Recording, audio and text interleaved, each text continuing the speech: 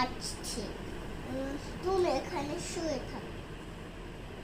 তারপর ভালো লোক বলল যে ওকে তো গাছ দিতেই হবে, না হলে সে করতেই পারবে না। আচ্ছা, এই আন্টিটা বলল ও তো একটি গরিব, কিন্তু সে খুব দুষ্ট ছেলে। বললো কেন, ওকে একটা গাছ দিতেই হবে।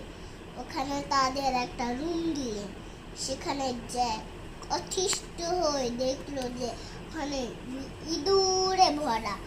রাতে ঘুমোতেই পারলো না সে, খুব ভরও পড়তে।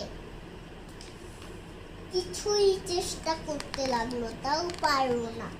সে বাজারে গিয়ে বলল আমাকে একটি বিড়াল দিবে। বলল যে কেন বিড়াল দিব কেন? বলল যে আমি বিড়ালটা বাজারে নিয়ে গিয়ে সব কিছু টাকা পয়সা দিয়ে কিনবো, যেগুলি জ্যাক আনছিল। বলল যে